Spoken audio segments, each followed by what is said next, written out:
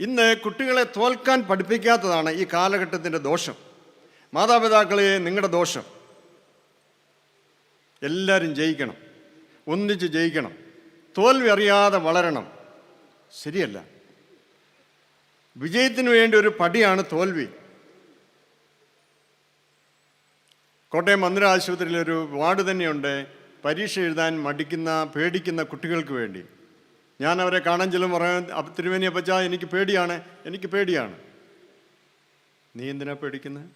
നമ്മുടെ നല്ല സർക്കാർ എന്തെല്ലാം നല്ല കാര്യം ചെയ്യുന്നു. മാർച്ചിൽ എഴുതി തോറ്റുപോയാൽ നമുക്ക് സെപ്റ്റംബറിൽ എഴുതാം, സെപ്റ്റംബറിൽ തോറ്റാൽ മാർച്ചിൽ എഴുതാം. നീ ഒരു പ്രാവശ്യം തോറ്റുകൊണ്ട് ഈ ലോകത്തിലൊന്നും സംഭവിക്കത്തില്ല.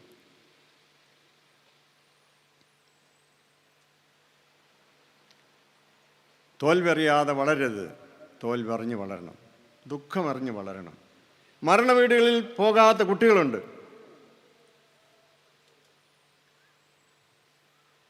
എന്നാൽ എനിക്ക് അടുത്ത സമയത്ത് ഞാനൊരു മരണ വീട്ടിലിരിക്കുമ്പോൾ 12 വയസ്സുകാരനൊരു കൊച്ചൻ വന്ന് മൃതദേഹത്തിന് അടുത്ത് വന്ന് കൈകൂപ്പി നിന്നു.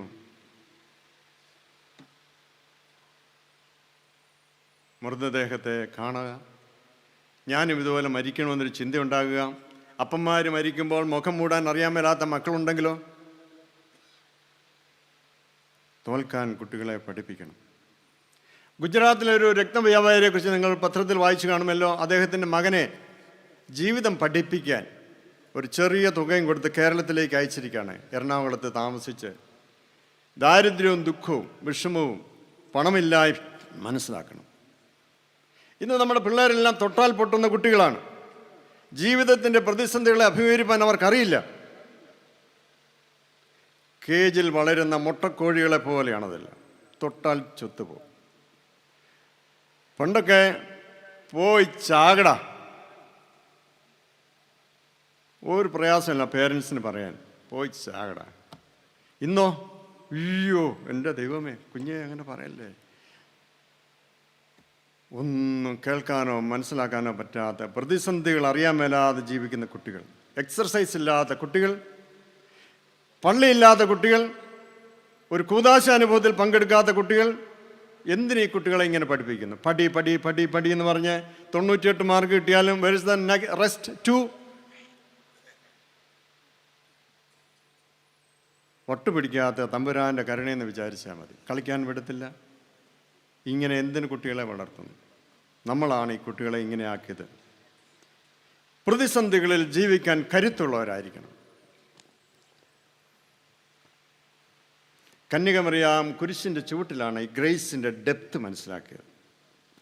കാനാവിലെ കല്യാണ വീട്ടിലും കുരിശിലെ അനുഭവത്തിലും താൻ സംഗ്രഹിച്ചു വന്നിരുന്നതെല്ലാം പുറത്തെടുത്തു.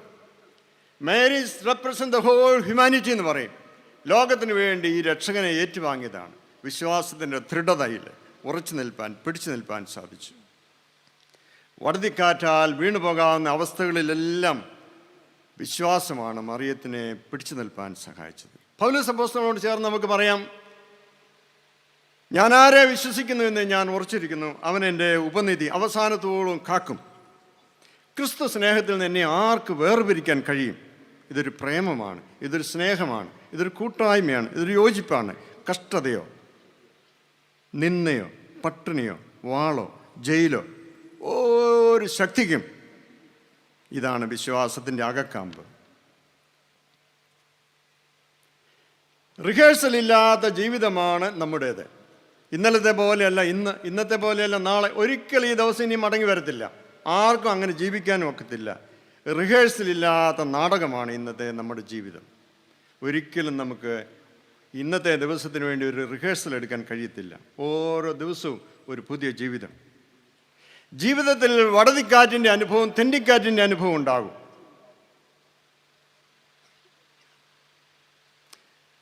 അതിനെ എങ്ങനെ തരം തിരിച്ചെടുക്കുന്നു എന്നുള്ളതാണ് നമ്മുടെ വിശ്വാസ ജീവിതത്തിൻ്റെ തീവ്രത. ഇപ്രകാരം വടതിക്കാറ്റിൻ്റെ അനുഭവത്തിൽ കടന്നുപോയ 2-3 പേരെ ഞാൻ നിങ്ങൾക്ക് പരിചയപ്പെടുത്തി തരാം. റാന്നി സ്വദേശി ക്യാപ്റ്റൻ ടി മത്തായി, പട്ടാളക്കാരൻ, സുവിശേഷം പറയാൻ വ്യഗ്രത പൂണ്ട ഒരു നല്ല മനുഷ്യൻ. നമ്മുടെ സന്നദ്ധ സുവിശേഷ സംഘത്തിൻ്റെ വൈസ് പ്രസിഡൻ്റായി പ്രവർത്തിച്ചിരുന്നു. അദ്ദേഹത്തിൻ്റെ പെൺമക്കൾ ഒരുവൾ ഗ്ലോറി, മിടുക്കി, സുവിശേഷ സംഘത്തിൽ, യുവജന സംഘത്തിലൊക്കെ നല്ല പ്രവർത്തക. പാട്ട് പാടും, പാട്ടെഴുതും. സ്വപ്നം കണ്ടിരുന്ന പോലെ ഒരു കല്യാണത്തിന് വേണ്ടി അവൾ കൊതിച്ചു. കല്യാണ നിശ്ചയം കഴിഞ്ഞു. അപ്പോൾ പെട്ടെന്നൊരു പരിശോധനയിൽ കണ്ടുമുട്ടി ഇവൾക്ക് ക്യാൻസറാണ്.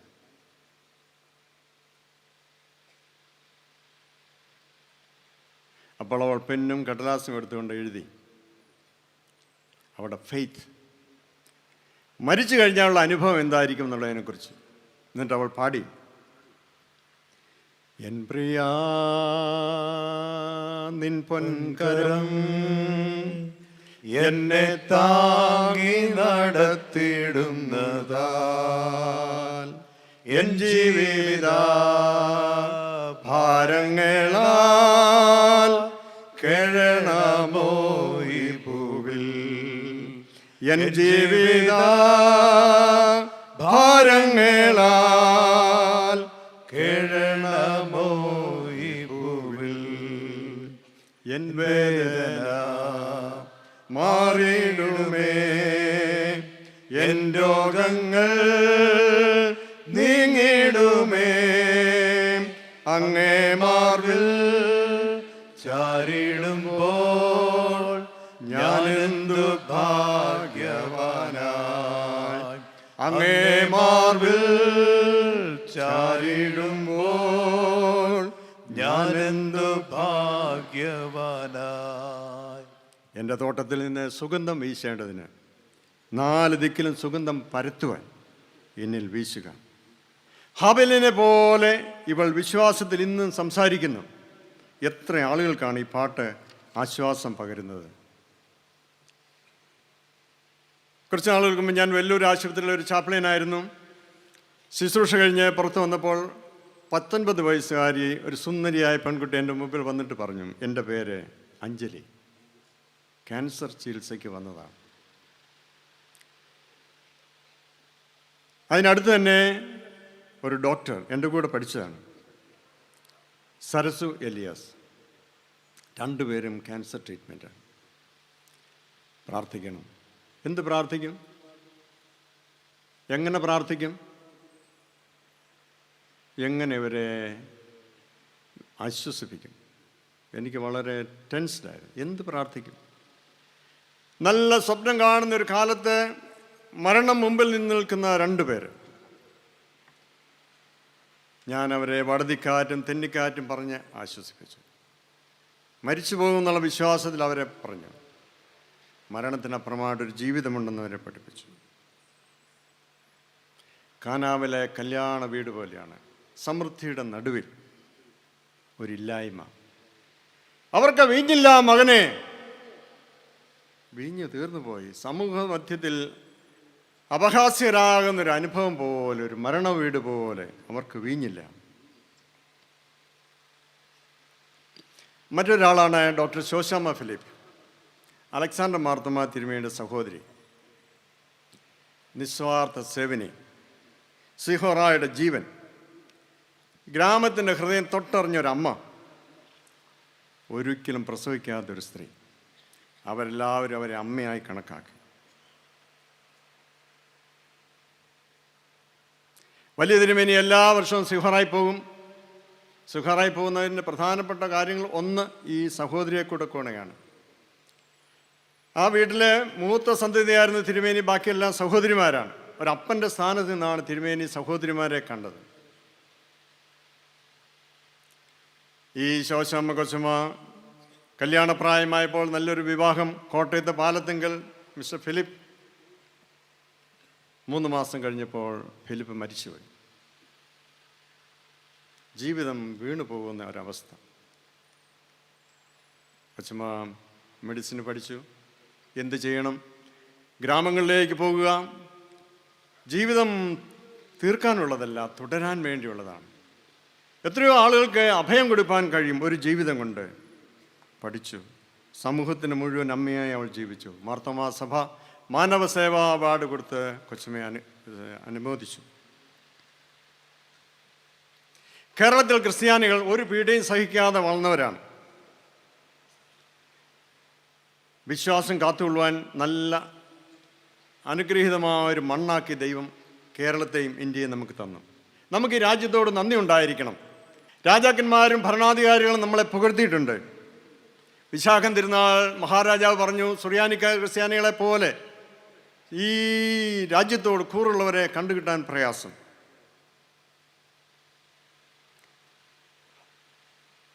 എന്നാൽ ആദ്യ നൂറ്റാണ്ടുകൾ അങ്ങനെ ആയിരുന്നില്ല. എല്ലായിടത്തും ക്രിസ്ത്യാനികൾ പീഡിപ്പിക്കപ്പെട്ടു.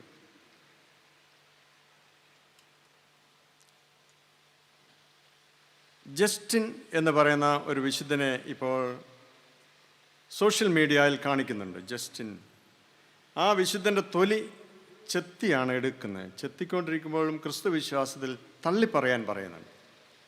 നമ്മുടെ നാട്ടിൽ ആരകൻ എന്നൊരു മത്സ്യമുണ്ട്. നല്ല നീളമുള്ളവനാണ്, പാമ്പ് പോലെ ഇരിക്കും. ആരകൻ്റെ തൊലി ചെത്താൻ അമ്മമാർ നല്ല പച്ച ഈർക്കിൽ ഈ തൊലിക്കകത്തോട്ട് കയറ്റി പിച്ചാത്തി അതിൻ്റെ അടിയിൽ വെച്ച് ചെത്തി എളുപ്പം തൊലി വിരിക്കാം. ഇതേ മാർഗമാണ് ഈ വിശുദ്ധൻ്റെ തൊലി വിരിച്ചുകൊണ്ട് ചോദിക്കുകയാണ്, ക്രിസ്തുവിനെ ഉപേക്ഷിച്ചൂടെ?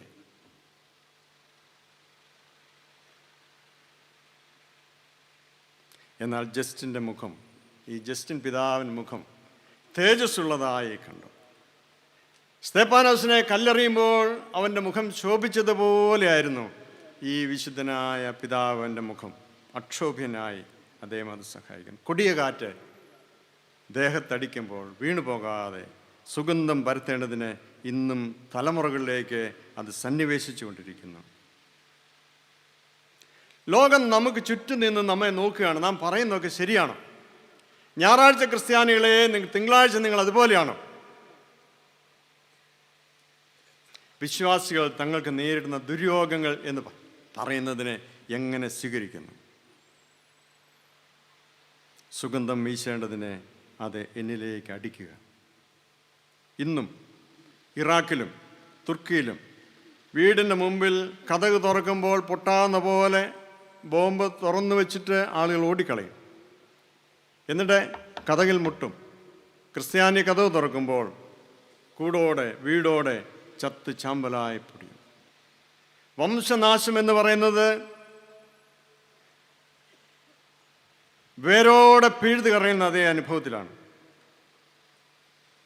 നമുക്കിതേതുമില്ലയോ? നമുക്കൊന്ന് പ്രാർത്ഥിക്കാം. മധ്യസ്ഥ പ്രാർത്ഥന, ഭരണവാസിന് എനിക്ക് വേണ്ടി പ്രാർത്ഥിക്കാം. ഇങ്ങനെ ചുരുങ്ങി പ്രാർത്ഥിക്കുന്ന തെറ്റിലല്ല. നമുക്ക് അതിൻ്റെ അധരജൽപ്പനമാണോ അതോ ഹൃദയത്തിൽ നിന്നാണ് ഇത് പൊങ്ങുന്നത്? ഫാദർ ടോം ഉഴുന്നാലിൽ എത്രയോ നാളുകളായി തടങ്കലിലാണ്. കട്ടുകൊണ്ടുപോയതാണ്, തട്ടിക്കൊണ്ടുപോയതാണ്. ഇത് നമ്മുടെ ശരീരത്തെയോ ദേഹത്തെയോ കൊള്ളാറുണ്ടോ?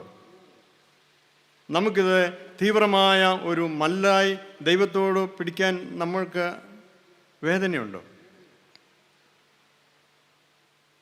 ദുഷ്ടത ലോകത്തിൽ വർദ്ധിക്കുന്നു. ഹൃദയം മുറിഞ്ഞ് പ്രാർത്ഥിക്കണം. ജീവിതത്തിൽ മരുഭൂമിയുടെ കാറ്റടിക്കുമ്പോൾ വീണുപോകാതെ നിൽക്കുമ്പോൾ മന്ദമാരുതൻ തട്ടി സുഗന്ധം വീശേണ്ടതിന് നിന്റെ മേൽ വീശും. എല്ലാറ്റിനും പരിഹാരം ആത്മഹത്യ എന്ന് ചിന്തിക്കുന്നവർ ഈ കൂട്ടത്തിൽ ഉണ്ടാകുമോ? ഉണ്ടാകരുതെന്നാണ് എൻ്റെ ആഗ്രഹം. ഉണ്ടെങ്കിൽ നിങ്ങൾ തിരുത്തണം. ജീവൻ ദൈവത്തിൻ്റെ ദാനം, അത് നശിപ്പിക്കരുതേ. നിങ്ങൾക്ക് വേണ്ടി തന്നതല്ല ജീവിതം, ദൈവത്തിന് വേണ്ടി ദൈവം സൃഷ്ടിച്ചതാണ് നമ്മെ. ആരും സ്നേഹിക്കാനില്ലാത്തത് കൊണ്ട് ഞാനങ്ങ് ചാകുന്നു എന്ന് പറഞ്ഞാൽ ശരിയല്ല. ദൈവം നിങ്ങളെ സ്നേഹിക്കുന്നു. യേശു നമ്മുടെ നല്ല സ്നേഹിതൻ, അവൻ മാത്രം. Come to Jesus. ഓർക്കുക, ദൈവത്തിന് നിന്നെക്കുറിച്ചൊരു പ്ലാനുണ്ട്. ദൈവം ഒരു മനുഷ്യനും വേറൊരുവിനെ പോലെ അല്ല. ഒരു സീബ്ര പോലെ വരെയുള്ള വേറൊരു സീബ്ര ഇല്ല. എൻ്റെ തള്ളവരൻ്റെ തമ്പ് പോലെ ലോകത്തിൽ ഒരു മനുഷ്യനില്ല. എന്നെപ്പോലെ ദൈവം ഒരുത്തിനെയും സൃഷ്ടിച്ചില്ല. ഞാൻ മാത്രം. നിങ്ങളും അങ്ങനെ തന്നെ. ദൈവത്തിന് നിങ്ങളെ താല്പര്യമുണ്ട്. നിൻ്റെ ജീവിതത്തിൽ തെന്നിക്കാറ്റും ഉഷ്ണക്കാറ്റും അടിക്കുമ്പോൾ പിടിച്ചു നിൽപ്പാനുള്ള കരുത്തിന് വേണ്ടി പ്രാർത്ഥിക്കും. ഇത് രണ്ടും ഒരേ സമയത്ത് അടിച്ച ഒരു മനുഷ്യനെ ദൈവം നമുക്ക് കാണിച്ചു തരുന്നു, യോബ്. എന്തുകൊണ്ടാണ് ഇദ്ദേഹത്തിന് സെൻറ്റ് ജോബ് എന്ന് പറയാത്തതെന്ന് ഞാൻ ചിന്തിച്ചിട്ടുണ്ട്. അത്രമാത്രം വിശുദ്ധനാവാം. വേദപുസ്തകം പറയുന്നു, ഇയ്യോബ് നിഷ്കളങ്കൻ, നേരുള്ളവൻ, ദൈവഭക്തൻ, ദോഷം വിട്ടകന്നവൻ, 10 മക്കളുടെ അപ്പൻ, 7 ആൺകുട്ടികളും 3 പെൺകുട്ടികളും, 7000 ആട്, 3000 ഒട്ടകം, 1000 കാള, 500 കഴുത. സമ്പന്നൻ, പുത്രസമ്പത്തിലും ധനത്തിലും സമ്പന്നൻ. സാത്താൻ ദൈവത്തോട് പറയുന്നു, ഇതാണ് ദൈവമേ നിന്നോട് എനിക്ക് പറയാനുള്ളത്.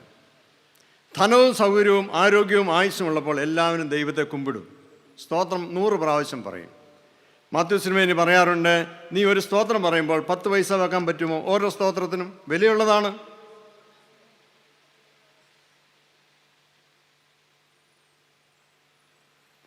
യഥാർത്ഥ ഭക്തി എന്താണെന്ന് കാണിക്കാൻ വേണ്ടി ദൈവം ഒരുക്കിയൊരു മനുഷ്യനാണ് ഇയ്യോബ്.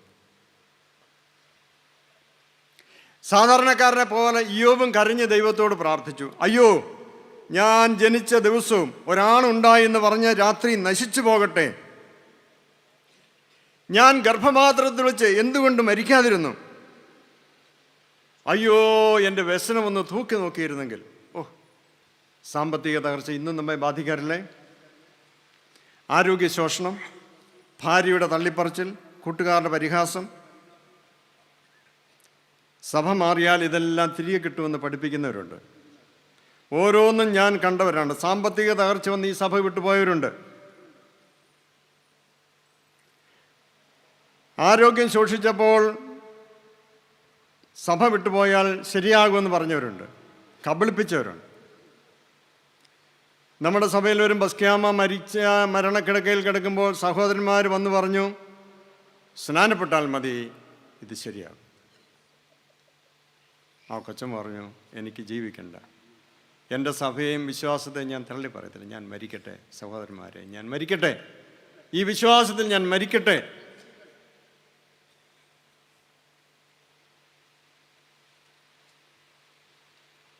ലഗ്യോനിൽ നിന്ന് പുറത്തിറങ്ങിയ ഭൂതങ്ങൾ ദൈവത്തോട് ഒരു റിക്വസ്റ്റ് ചോദിച്ചു, യേശുവേ, പുറത്തൊക്കെ ഇട്ട് നന്നായി, എന്നാൽ ഞങ്ങൾ ഈ അടുത്തുള്ള ഞങ്ങളുടെ കൂട്ടുകാരുടെ അടുത്തോട്ട് പോട്ടെ, പന്നികളുടെ അടുത്തേക്ക് പോകട്ടെ. പന്നികളിൽ കയറിയ ഭൂതങ്ങളെല്ലാം കൂടെ ഓട്ടം ഓടി. അപ്പോൾ ഒരു പന്നി കൂടെ ഓടുന്നവനോട് ചോദിച്ചു, എവിടേക്കാണ് പോകുന്നത്? അപ്പം കൂട്ടുപന്നി പറഞ്ഞു, ഷട്ടപ്പ്, ചോദ്യം ചോദിക്കാനുള്ള സമയമല്ലത്, ഓടുക. ഇങ്ങനെ ഈ സഭയെ കൊണ്ടുപോയ ഒത്തിരി സ്ത്രീകളുണ്ട്. ഭർത്താക്കന്മാരെ പുറകിലിട്ടിട്ട് ഓടിയവരുണ്ട്, മക്കളെ പുറകിലിട്ടിട്ട് ഓടിയവരുണ്ട്. എവിടം വരെ ഓടും? വേദപുസ്തകം പഠിപ്പിക്കുന്നു, നിന്റെ ഭാര്യ വിശ്വാസി അല്ലെങ്കിൽ തപസ്സിരിക്കുക, അവൾ മാനസാന്തരപ്പെടുവോളം പ്രാർത്ഥിക്കുക, തിരിച്ചും. ഇതാണ് വേദപുസ്തകം പഠിക്കുന്നത്. എങ്ങനെ ഓടും? എവിടം വരെ ഓടും? ഞാനെപ്പോഴും ഓർക്കാറുണ്ട്, മാർത്തമായിൽ ഒരു ഗോവണിയിൽ സ്വർഗം പോലെ എത്താൻ.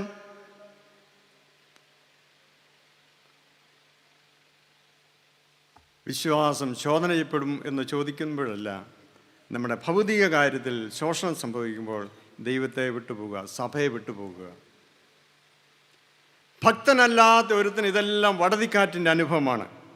എന്നാൽ വിശ്വാസിക്ക് ഇതെല്ലാം ദൈവാനുഗ്രഹത്തിൻ്റെ അനുഭവമായിട്ട് മാറ്റും. ഇതാണ് ഇയ്യോബിൻ്റെ കഥ. ഇയ്യോബ് അവസാനം പറയുന്നു, ചൊറിയും ചുരങ്ങുമുള്ള ഞാൻ കർത്താവിനെ നിത്യതയിൽ ദേഹസഹിതനായി കാണും, രഹിതനായിട്ടല്ല, സഹിതനായി കാണും. ജോബ് 19:36 ശരീരത്തോടെ ഉയർക്കും. ക്രിസ്ത്യാനികളുടെ കൂട്ടത്തിൽ പലരുണ്ട് ഉയർക്കുന്നത് ശരീരമില്ലാതെ എന്ന് പറയാറുണ്ട്. തെറ്റാണ്.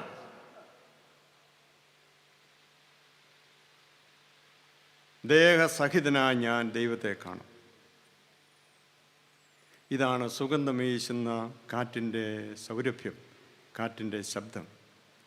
നിസ്സാര കാര്യം പറഞ്ഞ് ഈ സഭ വിട്ടുപോയവർ എത്ര പേരാണ്? വരിക.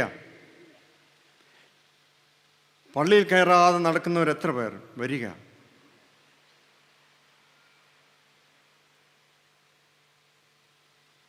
ഗായസംഘത്തിൽ പാട്ട് പാടിക്കുന്നില്ലെന്ന് പറഞ്ഞ് പള്ളിയിൽ കയറാത്തൊരു പലരുണ്ട്, എനിക്കറിയാം.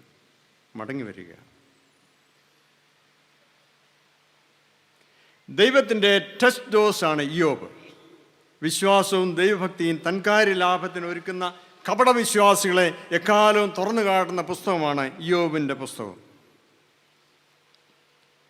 നിബിഡ വനങ്ങൾക്ക് ചുറ്റും നല്ല കട്ടിയുള്ള ഘനമുള്ള മരങ്ങളുണ്ട്. കാറ്റ് കൂടുതൽ അടിക്കുന്ന അവിടെയാണ്. കാറ്റ് മുകളിൽ അടിക്കും തോറും വേരിന് ആഴത്തിലേക്ക് വളർച്ചയുണ്ടാകും. പിന്നെ ഈ നിബിഡ വനങ്ങളെ കാത്തു സൂക്ഷിക്കുന്നെല്ലാം ഈ പുറം വശത്തുള്ള മരങ്ങളാണ്. പ്രതിരോധിപ്പാൻ, ഏത് കാറ്റിനെയും പ്രതിരോധിപ്പിക്കാൻ ഈ വൃക്ഷങ്ങൾക്ക് കഴിയുന്നു. കഠിന ശോധന വിശ്വാസത്തിൽ ഉറച്ചു നിൽപ്പാൻ വിശ്വാസിയെ സഹായിക്കും. എല്ലാ ശോധനകൾക്കും ദൈവത്തിൻ്റെ ഒരു ഉദ്ദേശമുണ്ടെന്ന് മനസ്സിലാക്കുമ്പോൾ നമുക്ക് ദൈവത്തോട് കുറെ കൂടി ചേർന്ന് നിൽപ്പാൻ കഴിയും. യോനായെ മനസ്സിലാക്കാൻ വേണ്ടി ദൈവം ഒരു ഉഷ്ണക്കാറ്റ് അടുപ്പിച്ചെന്ന് പറയുന്നു. ആവണക്ക് സമം 1,20,000 ചില്ലുവാനും ജനങ്ങളും മൃഗങ്ങളും എന്നുള്ള ദൈവത്തിൻ്റെ കണക്കിനെ തോൽപ്പിക്കാൻ ഒരാവണക്കിന് മുമ്പിൽ യോന കൊണ്ടുവന്ന് നിർത്തി. ഈ ആവണക്ക് നശിപ്പിക്കേണ്ടത് ദൈവത്തിൻ്റെ ആവശ്യമായിരുന്നു. ഉഷ്ണക്കാറ്റടുപ്പിച്ച് ആവണക്കിനെ നശിപ്പിക്കുന്നു. അപ്പോൾ യോന കോപിക്കുന്നു. അപ്പോൾ ദൈവം തൻ്റെ ഹൃദയം തുറന്നിട്ട് പറയുന്നു, നിനവേ നഗരത്തിൽ 1,20,000 ചില്ലുവാനും മൃഗങ്ങളും ജനങ്ങളും നശിച്ചു പോകുന്നതിൽ എനിക്ക് അയ്യോ ഭാവമില്ലയോ.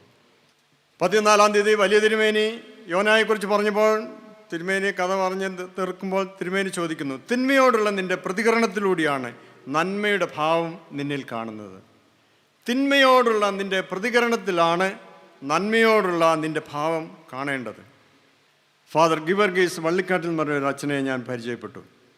ഓർത്തഡോക്സ് സഭയിൽപ്പെട്ട അച്ഛനാണ്. എറണാകുളത്താണ് ശുശ്രൂഷ. അമ്മ കായംകുളംകാരി, പത്തിച്ചിറ പള്ളിക്കാരി. ഒരു വൈദികൻ്റെ വീട്ടിൽ വളർന്നു. അമ്മയ്ക്ക് വലിയ താല്പര്യം മകനെ അച്ഛനാക്കണം. മകൻ അത്ര താല്പര്യമില്ലെങ്കിലും അമ്മയുടെ താല്പര്യം മനസ്സിലാക്കി അതിലേക്ക് പ്രവേശിക്കുന്നു. പഠിച്ചുകൊണ്ടിരിക്കുമ്പോൾ പട്ടംകുടയോടടുത്തപ്പോൾ മനസ്സിലാകുന്നു അമ്മയ്ക്ക് രോഗം, ക്യാൻസർ രോഗം. അപ്പോൾ ഇത് വിട്ടുപോകാൻ ഈ കൊച്ചു യൗവനക്കാരന് താല്പര്യം, പഠിക്കണ്ട. എന്നാലും അമ്മ നിർബന്ധിച്ചു, അങ്ങനെയല്ല, പഠിക്കണം, വൈദികനാകണം, നീ ഒരു വൈദികനാകണം. പട്ടംകുട നിശ്ചയിക്കുന്നു. പട്ടംകുടയുടെ ദിവസം അമ്മ മരിക്കുന്നു. അപ്പോൾ ഈ അച്ഛന് തിരുമേനിയോട് നിർബന്ധം, എൻ്റെ അമ്മയുടെ മൃതദേഹം വെച്ചുകൊണ്ട് പട്ടംകുട നടക്കണം.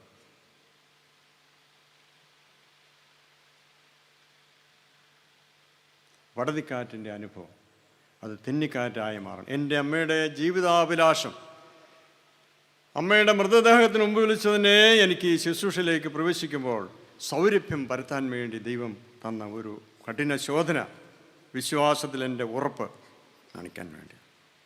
യാബോക്ക് കടവിലെ മല്ല്, യാക്കോബും ദൈവവുമായുള്ള മല്ല്, ഏലിയാവിന് ചൂരച്ചെടി, പൗലോസിന് ദമസ്കോസിലെ റോഡ്, ദൈവഹിതം വൈരുദ്ധ്യങ്ങളിലൂടെ മനസ്സിലാക്കിയെടുക്കുമ്പോഴാണ് ജീവിതം അർത്ഥവത്തായിത്തീരുന്നത്.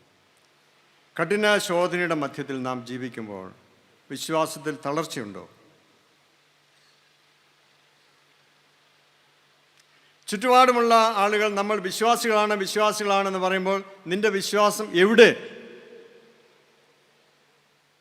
അവൻ്റെ വീട്ടിൽ ഒരു പ്രശ്നമുണ്ടാകുമ്പോൾ നിങ്ങൾ വരിക, ഒന്ന് പ്രാർത്ഥിക്കണം. നിങ്ങളുടെ ദൈവം ഇവിടെയുമുണ്ട്, നിങ്ങളുടെ ദൈവം എൻ്റെയും ദൈവം.